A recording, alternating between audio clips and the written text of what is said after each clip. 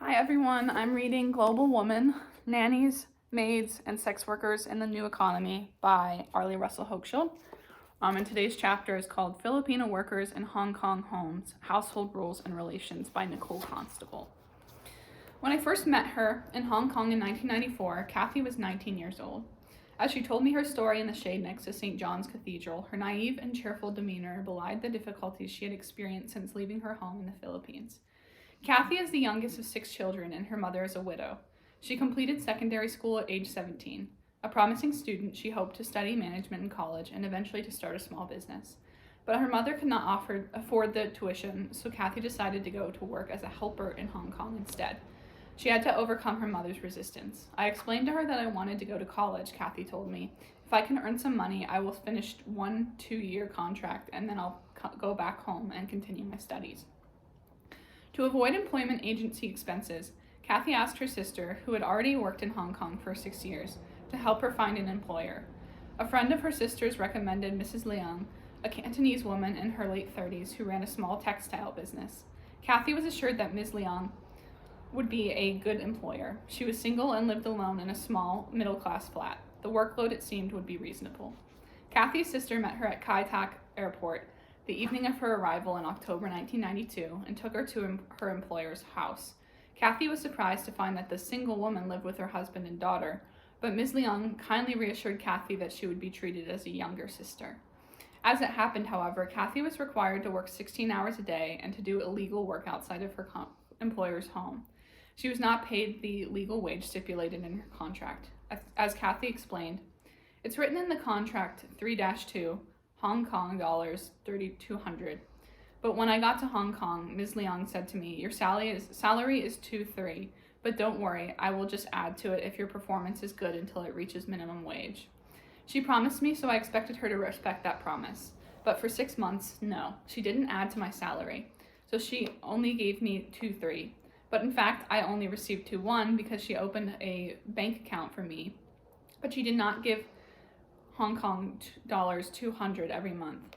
The account was in her name and my name, a joint account. Now my bank book is with her, so I cannot get my money. My bank book, my documents, she took them all. So I still cannot get my money from the bank. When Kathy ate with the family, she was served last. Other times she complained she was given leftovers and rarely received enough to eat. The family slept in air-conditioned quarters, but the room where Kathy slept, which also served as a storeroom, was sweltering hot in the summer and leaked when it rained. Kathy's work followed a rigid daily schedule, beginning before 7 o'clock in the morning and ending around 9 o'clock at night. Her duties included washing, shopping, cooking, cleaning, and looking after 2 dogs. In addition to such official duties, she was also required to serve as a messenger and to clean Ms. Leung's mother's flat, Ms. Leung's friend's flat, an office, and Ms. Leung's office. Even on her rest day, which was rotated each week, thus curtailing her ability to meet her sister and her friends, she was required to make breakfast, take the dogs out, and do many other household chores. Ms. Leung gave Kathy a detailed list of rules to follow. She was forbidden to wear makeup, fingernail polish, or perfume. She could not wear dresses or skirts, only pants, and her curfew on her day off was strictly enforced. She was not permitted to use the phone, and Ms. Leung threatened to deduct 10 Hong Kong dollars from her pay even for free local calls. Ms. Leung specified the days when Kathy could wash her hair, and she monitored the length of her showers. She was required to pay replacement costs for broken dishes, and her use of hot water was strictly limited. Ms. Leung claimed the right to change Kathy's day off without notice, and to dictate that Kathy be home by 9 in the evening. All her work was to be finished before bed. After work, she must turn off the light and sleep within 1 hour at 10 o'clock. Such lists of rules appear to be common among employers of domestic workers in Hong Kong. Staff at employment agencies encourage employers to write them. Although it is difficult to say how widespread they are, I was shown many examples in the course of my research. Significantly, such lists serve to establish the worker's inferior position. Unlike other members of the household, a domestic worker must ask permission to use the phone, the television, or the air conditioner, or to attend to personal matters when she has completed her work. Like immature members of the household, she is told when to go to bed and what time to come home. The final rule on Kathy's list takes the form of a threat. The employee must not be misconduct himself. The term misconduct includes insolence, persistent laziness, immorality, dishonesty, and drunkenness. Misconduct will justify summary dismissal if it directly interferes with the interest and business of the employer or the employee's ability to perform his services. And all the expenses, including the air ticket, doctor fees, application fee, everything paid for you in advance for coming to Hong Kong, the employer shall have the right to claim back all the charges and deduct in your salary while you break the contract or found dishonesty at any time. In fact, under Hong Kong policies, an employer does not have the right to reclaim expenses. But another domestic workers employers list ends with a similar warning. If you are not satisfied with working in this house, you have to give at least 1 month's notice before you can quit. If we are not happy with your work, we can send you back to the Philippines right away according to the contract. This rule, like many others, contradicts government policy. Although many employers create rules and regulations that they present as law, the official employment contract for a domestic worker recruited outside of Hong Kong is the only contract that is legally recognized in Hong Kong. The contract outlines the rights and obligations of the employer and the worker. It covers a 2-year period and can be legally terminated with 1 month's notice or 1 month's pay in lieu of notice by either the worker or the employer. A domestic worker whose contract ends or is terminated is usually required to return to the Philippines within 2 weeks. The contract stipulates the worker's minimum monthly pay, approximately $460 since the mid-1990s, his or her holidays and benefits. It also stipulates that he or she work for only one employer doing only household work. The employer is required to provide suitable and furnished accommodation and food free of charge. Although such laws exist to protect foreign domestic workers, they are in fact very difficult to enforce. As we have seen, employers like Ms. Leung try to impose their own idiosyncratic rules and regulations on domestic workers. Most factory workers, too, are expected to abide by rules of conduct and dress, to follow timetables, and even to fulfill work quotas dictated by their employers. But the situation of foreign domestic workers is far more vulnerable. Large groups of factory workers labor together for the same employer, working a set number of hours per day, usually under similar conditions to one another. Domestic workers, with few exceptions, are dispersed among different employers where they experience different work conditions. They normally live in the place where they work, which can make work time indistinguishable from time off. They are isolated both by virtue of being foreign and because they work in private homes. Usually outnumbered by the members of the employer's household, the domestic worker can easily be exposed to abuse or exploitation. The relationship between a household worker and her employer is potentially intense and complicated. Working in her employer's private domain, she often observes behaviors to which only the closest family members are otherwise privy. The Hong Kong Institute of Household Management in Manila, an organization that trains domestic workers for the Hong Kong markets, instructs women to maintain a safe distance from their employers. If you become too familiar with your employer, you may answer back or abuse without knowing or intentionally doing it. The domestic worker, unlike her employer, is expected to behave professionally at all times. She should take the emotional outbursts of the employer and the employer's family in stride, while concealing and repressing her own anger, frustration, and other emotions. One Philippine employment agency advises workers to be patient and tolerant to your employer when you are being scolded for your mistakes. Be willing to adjust to your employer's way of cooking, working, and way of living. Be polite and always smile. Greet your employer, good morning, good night. Say please, thank you, I am sorry. Avoid crying. It is bad luck to your employer. Such agencies routinely warn domestic workers against crying, displaying long faces, touching employers with any part of a broom, sweeping the house on the first day of the Chinese Lunar New Year, or wearing all white or all black, colors associated with death, because some Hong Kong employers believe that these behaviors will bring them bad fortune. The Hong Kong Institute instructs domestic workers to begin the day by saying good morning to everybody. Even if they don't answer you, continue doing this. After all, even a difficult employer can be won over by a hardworking and pleasant maid. In addition, a maid should never shout at an employer. Always speak in a normal, pleasant voice. Also, when called, respond immediately. Live-in domestic workers are in some ways less like factory workers than like military recruits, who work and live in the same space, and to whom the same rules apply 24 hours a day. But military officers are expected to lead by example, and they are bound by many of the same regulations that apply to their recruits. Not so for employers of household workers. As in a factory, the employer creates rules specifically for the worker, and these rules thus highlight the status difference between the two groups. In the case of domestic workers, rules do not usually apply to anyone else, except occasionally to immature members of the household. Rules for children change as a child becomes older. However, whereas rules for the domestic worker remain the same, whether she is 18 or 55. Most employers view their domestic workers and expect those workers to view themselves as maids at all times, but especially in their employers' homes. A worker must obey her employer's rules, even at night and in her own room. She may be told when and where to bathe, what time to go to bed, and what she can and cannot wear. Only on her day off is she at all free to express herself outside the role of domestic worker, but even then, she does so under the watchful eye of the public. Jane, a Filipina in her mid-40s who has several children, has been a domestic worker in Hong Kong for 15 years. I met her when I volunteered at the Mission for Filipino Migrant Workers, a non-governmental organization that provides legal and personal support to Filipino workers. She had just received a month's notice because her employers were moving to Canada. Since her employers were willing to document their situation with Hong Kong's labor and immigration departments, Jane was allowed to process a new contract in Hong Kong rather than return to the Philippines within the 2 weeks stipulated by the employment contract. Thanks to her good release papers, she was interviewed by several prospective employers. After one interview, she rushed excitedly to the mission, not because the interview had gone well, but because she had another list to add to my collection. "Where's Nicole?" she shouted. "I have a good one for her." A volunteer read the list aloud, interrupted by jeers and a chorus of dissent. The list included many rules that contradicted the official contract, such as requiring chores on the rest day and imposing curfews.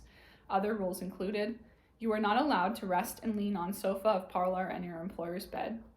A maid must always be polite and greet the employer, his family members, relatives, visitors as soon as meeting them by saying good morning, good day, good afternoon, good evening, or good night before going to bed, sir, madame, etc. Don't forget to say thank you at appropriate times. Do not use any nail polish on fingers and toes. Do not put on makeup even when you are going out to do the family shopping. Your hair must be short and tidy. Do not wear tight jeans and pants and low-cut t-shirts while you are working. Do not go to the parlor in pajamas. Must take bath daily before going to bed. Hand wash your own clothes separately from those of your employers and the children, especially the underwear, unless your employer allows you to wash your own clothes by the washing machine together with theirs. You will be required to sleep and attend the baby and elderly, even during nighttime. Use separate towels for different purposes, such as A, sweeping floor, B, cleaning furniture, C, cleaning dining room, table, D, washing oily dishes, E, washing cups, F, washing basin, G, washing toilet. You should use separate towel for each purpose. Washing of car and caring for pets are part of your duties with no extra allowance. You give a very bad impression to your employer if they see you chatting or laughing with your Filipino friends outside their house or down the street. Therefore, never gather with other Filipino maids near your living place, especially when you are bringing their kids down to the street to catch the bus or going to the market. Do not write any letters during your working days. Do it on your holidays. Jane accepted a job offer from another employer who seemed to be far less controlling. Employers' rules not only govern a domestic worker's behavior and attitude, but also control her use of time and the pace of her work. The Hong Kong Institute teaches that there is not place for laziness in the job you have accepted. There is a difference between a lazy and a slow person. We tend to do things here in the Philippines at a slower pace due to the hot weather, but in Hong Kong, where the weather is cold, people move fast, and this is what they expect to see in other people. Women are told to learn to clock watch. Schedule your time and work. During your free time, rest if you must, but be ready to answer the door or telephone. Sew clothes or other special chores like repotting some plants and cleaning kitchen cupboards. The idea that domestic workers need to be taught the value of time and how to budget time recalls the capitalist discipline imposed on English workers in the 18th and 19th centuries. The confluence of home and workplace renders it difficult for household workers to separate their work time from their personal time, either spatially or temporally. Many employers instruct domestic workers that after completing assigned tasks, they should find more work to do. One worker I spoke to prided herself on her efficiency and speed. Her employer agreed that she did good work, but told her that when she finished a task, she should either find more work or redo what she had done. "I didn't hire you to sit around and do nothing," her employer told her.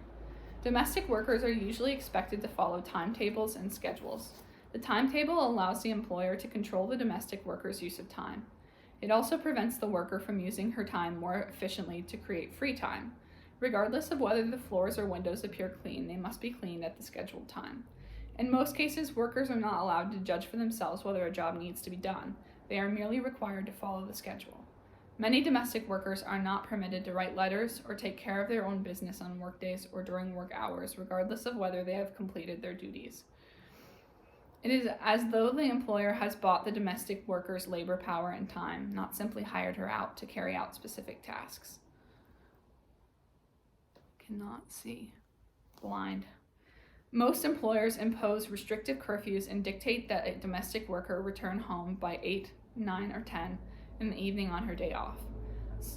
Such curfews are common, although the official contract states that employers must notify the helper before the beginning of each month as to the dates of the weekly rest days, and that a rest day is a continuous period of not less than 24 hours. Employers often rationalize curfews as being for the domestic worker's own good or safety. Domestic workers, often mature and responsible women, more accurately view such restrictions as unfair, overly restrictive, patronizing, or maternalistic. Recalling the wealthy owners of mujai, or bond servants of the past, many employers claim that they are different from other types of employers since they serve as the domestic worker's guarantor. As one explained, a guarantor has to pay all her lodging and food and guarantee her safety. Safety is the most important. Now, that is one misunderstanding with the girls. Some girls want to stay outside. They want to come home late. The employer will ask them, "Oh, next time, please come home earlier." She will be very unhappy. "This is my holiday. Why will you not allow me to?" But one thing they do not understand is that it is because they live in the same house. If she did not come home, the employers would have to wait for her. They could not go to bed. Another thing is that they worry about her because the guarantor is responsible in case she had an accident outside. The employer would be responsible for her, so she looks after her like her own son and daughter, but the maids don't understand. For domestic workers whose duties include care of infants, small children, or sick or elderly family members, work hours may extend through the night. Jane's prospective employer specified that she would be required to attend to the babies and the elderly even at night. Foreign domestic workers often share rooms with children, providing bottles, diaper changes, and comfort when a child wakes up in the night. Domestic workers are commonly expected to serve refreshments at mahjong parties, which may take place several nights a week. Although the employer, who has been up until the early hours of the morning, is free to sleep late, the domestic worker is still expected to prepare breakfast for the children, walk the dog, or resume her normal duties at 6 or 7 in the morning. A domestic worker may theoretically be allowed to go to bed whenever she pleases, but if her bedroom is in the living room where the family watches television until late, or on the floor of the kitchen, she cannot go to sleep until the rest of the family does because of the noise, interruptions, or lack of privacy. Domestic workers sometimes find their use of time monitored by a household member who remains at home. This is often an older member of the household, such as the employer's mother or mother-in-law, or the female employer herself if she does not work outside the home. Occasionally, a Chinese domestic worker, usually referred to as an ama, supervises the foreign worker. Some employers phone or check in on the domestic worker periodically. Workers who have a choice greatly prefer to work in households where no one is at home during the day. Detailed timetables provide the best example of the extreme controls placed on workers' time. Some timetables include daily, weekly, bi-weekly, and monthly duties. Some employers make up their own schedules. Others adapt them from books such as the Maid's Manual or from schedules used by friends or proposed by agencies. Along with her rules, Ms. Leung gave Kathy one of the most detailed lists of duties I have ever seen. Monday's schedule was as follows. 6:30 a.m., wake up, prepare breakfast for Pucci, Ms. Leung's son. 6:50 a.m., feed Bobo the dog, 2 cups of dry food and 1 glass of milk. After that, bring him to the toilet, but make sure it's in the right place. Don't let him go to the toilet in the house and the building. 7:30 a.m., prepare breakfast for Mr. and Mrs. Leung. 8 a.m. to 12 a.m., wash all the cups and dishes. Wash clothes using washing machine. Clean the living room, including all the windows, furniture, mirror, television, hi-fi, fans, tables, chairs, and books. Clean the floor, especially the corner and the gap. At office. Arrive office at 12:30 p.m. After lunch, wash bowls and dishes. Rest 1 hour, from 1 to 2 p.m. Clean all the tables, chairs, machine, showroom, all the surfaces. Clean the floor. 5 to 5:30, go back to home and buy meat for dinner. Evening. Wash all the meat and vegetables. Prepare dinner for Bobo, bring him to the toilet, and take the rubbish to the street. Prepare dinner. After dinner, clean up all the bowls and dishes. Clean the floor. Iron clothes. The same schedule was repeated each day of the week with additional daily variations between 8:30 a.m. and noon. Saturday's schedule included the usual chores, but at 9:30 a.m., Kathy was required to go to Ms. Leung's mother's house and cook, clean, iron, mop, and the like. Most studies suggest that domestic workers work much more than 10 hours a day, and they receive no overtime pay. According to Carolyn French's in-depth random study of 100 Filipino domestic workers, 15% worked fewer than 10 hours a day, 40% worked 11 to 13 hours a day, 30% worked 14 to 16 hours a day, and 10% worked more than 16 hours a day. According to the Asian Migrant Center study, over 75% of all domestic workers surveyed worked more than 14 hours a day. Only about 3% of Filipinos worked fewer than 11 hours a day. More than half worked 12 to 15 hours a day. Almost 30% worked 16 to 17 hours a day, and 4% more than 18 hours a day. The disparity between the two studies may reflect different sampling techniques or difficulties in diffusing what qualifies as housework. Nonetheless, both surveys point to very long workdays. Domestic workers and representatives of their organizations often express concern over these unlimited working hours. Employers, however, tend to oppose strongly any limit on workers' hours. One reason employers say they hire foreign workers as opposed to local ones is that foreign workers live in and can be called on to work at any time. Mrs. Yang, a working mother of 3 young children, expressed the view of many employers when she said that she would not hire a worker who was restricted to 10 hours a day. Families, working wives, they really need someone who will sleep in and stay. Why do they have to give them the house to live in? Why do they have to allow them to have the bed? Only because they need to have someone to stay in. Some employers accuse domestic workers of exaggerating the number of hours they work. They say it is impossible to count work hours since domestic workers work intermittently and spend part of the day resting. According to Mrs. Yang, you cannot keep account of family work. For family work, as you know, there are some things you have to do in the morning and some things you have to do in the evening, like the meals, breakfast, lunch, and dinner. How do you count the time? And actually, if you count their rest when the babies go to sleep, they should rest too. I mean, family work is not work in the factory. I mean, we have many part-time servants in Hong Kong. When they do the part-time, they really work, not like the domestic workers in the house now. In a letter to the editor published in the South China Morning Post, A. Lam expressed a similar view. It is unfair to say that they, domestic workers, have to work an average of 15 hours a day. It all depends on their own efficiency. For those helpers whose employers are working and will not stay at home, have they thought of the free time they have during the day? If, for example, domestic helpers' employers leave home at 8 a.m. and return home at 8 p.m. for dinner, the helper has 12 hours on her own.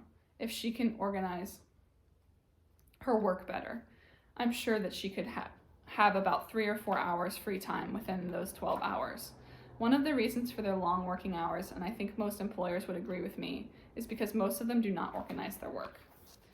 These statements suggest that housework is not real work.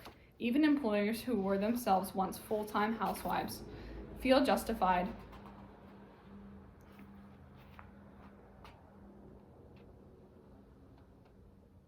in demanding extremely long working hours from paid workers. What Lam and Mrs. Yang do not seem to realize is that many domestic workers are not given the option to budget their time more efficiently. Housework, moreover, is never finished. The more a domestic worker does, the more she must do. The domestic workers who seemed most satisfied with their work were those who felt they were allowed more independence and responsibility. They could budget their time how they liked, so long as they did their required work well, and they could use their spare time as they pleased. Many of the volunteers at the Mission for Filipino Migrant Workers were workers who completed their tasks quickly, efficiently, and to the satisfaction of their employers. When they finished work, they were allowed to decide how to spend their time. Other workers, however, are far less fortunate. Their employers attempt to control not only their time, but even their personal appearance. Some are required to wear uniforms when their employers expect guests. Relatively few have to wear uniforms all the time. It is not uncommon, however, to see women at the market, on the train, at the post office, or at school bus stops wearing maids' uniforms. Other domestic workers often express pity for women who must wear uniforms in public. Many workers dislike uniforms and consider them demeaning or embarrassing. But as Jane's prospective employer's list specified, if your employer requests you to wear uniforms, you must obey, and you have no right to refuse. Maria, whom I met in the mission's Kowloon shelter, explained that some women oppose their employer's uniform requirement. We have one woman like that here, she explained. Her employer requested that she wear a uniform, and she said, "You just want us to look smart so that when you have visitors, they will see us in uniforms and think this is a rich family. We don't like to wear uniforms because they can identify you. You are a maid." Studies suggest that domestic workers are usually well aware that they serve as status symbols. Workers of different class and racial backgrounds can be especially effective in that capacity, and uniforms and other visible markers further distinguish workers from employers, heightening their usefulness as status markers. Hong Kong employers are also concerned that Chinese awas be identified as such. Mrs. Chin, a professional who preferred Filipino domestic workers over Chinese ones, was extremely annoyed that Ah Ching, the Chinese domestic worker she had once employed, could successfully pass herself off as Mrs. Chin's children's grandmother. Even when they are not required to wear uniforms, Filipino workers are usually told what to wear. Often they are told to wear pants that are not too tight and shirts with high necks and at least short sleeves. Skirts and dresses must usually cover the knees. Some employers specify that proper shoes, as opposed to slippers or thongs, must be worn. One worker was told that it would reflect poorly on her employer if she were seen going to the market in slippers.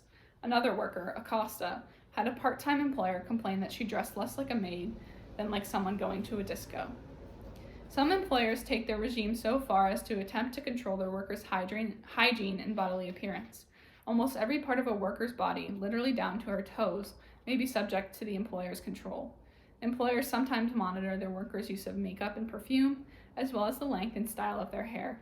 The length of fingernails and toenails, and even the frequency of nail cutting may be prescribed by an employer.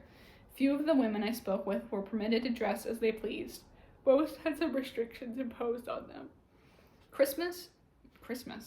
Christina, a domestic worker in her late 20s, was subject to particularly harsh restrictions. She had been a domestic worker in Malaysia for 3 years when she came to work in Hong Kong in January 1993. One steamy afternoon, we met in the crowded 2-bedroom shelter where she was staying with 15 other Filipinas whose contracts had been terminated and who had nowhere else to go. We sat in the corner of one dark room, on top of a pile of thin mattresses that would be spread out from wall to wall when it was time for the women to sleep. As we talked, a 3-week-old baby cried softly and was passed from one woman to the next. His mother had given birth alone, and since the birth had not been officially recorded, she was having difficulty obtaining a passport to allow him to go back with her to the Philippines. Christina began her story. Her roommates already knew it well. They rejected parts of it for her. She had arrived at Kai Tak Airport a bit tired but excited at the prospect of her new job. Her employer, Mrs. Wong, a woman in her mid-30s, was there to meet her. In the car, as they headed away from the airport, Mrs. Wong began to recite a long list of duties and regulations. On your day off, you must be home by 8 p.m. You cannot wear dresses or skirts, only pants. You must keep your shoulders and upper arms covered at all times, and you cannot wear makeup, fingernail polish, jewelry, or perfume. She told Christina that she must have short hair. At the time, Christina's hair was long. She wore it loosely tied back in a ponytail that reached a third of the way down her back. "Yes, ma'am," she said, "but I can keep it tied back and pull it back tighter to make it smaller." Christina tried politely to reason with her employer. Mrs. Wong firmly pronounced that Christina's hair must be short before she would be working with small children. Before reaching the flat, Mrs. Wong parked the car in front of a barber shop. As Christina described it, it was the sort of place where old men go to get their hair cut. Mrs. Wong said something in Chinese to the barber and left. Christina was upset. Still, she felt she had little choice but to obey her employer if she wanted to keep her job. So she tried to communicate to the barber in English and with gestures the kind of short, shoulder-length cut she would like. He understood and complied. But when Mrs. Wong returned, she was furious and insisted he give Christina a man's cut.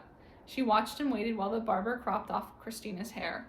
As one of Christina's friends commented, "Bruja, witch, obviously didn't know you'd look even more beautiful with short hair." For the next 2 days, Christina worked hard washing clothes and dishes, cleaning windows, and scrubbing the walls and floors as her employer carefully scrutinized her work. Shortly before midnight on the third day, Mrs. Wong began to shout at Christina loudly, saying that she could not have ever worked as a maid before. Mrs. Wong then ordered Christina to leave the house. One of the last things Christina remembered Mrs. Wong shouting was that she was still entitled to 3 free replacements from the employment agency. Christina had worked for her employer for less than 3 days. She was now doing aerobics, illegal part-time work, when she could, and patiently awaiting her hearing at the labor tribunal. Even more common than hair length restrictions, and at least as annoying, are rules relating to bathing.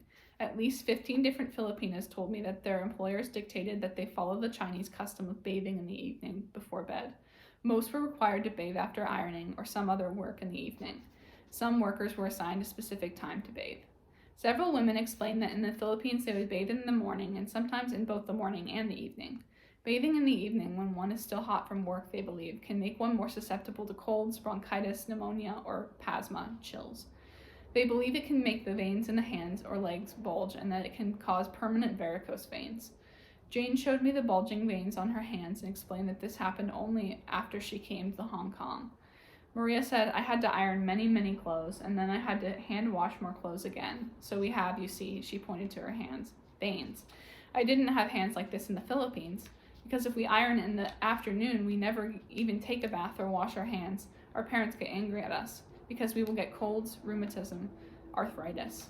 In the Philippines, I was told, parents and elders advise young girls to rest for at least an hour after ironing, or preferably to wait until the next morning to bathe so as not to become ill.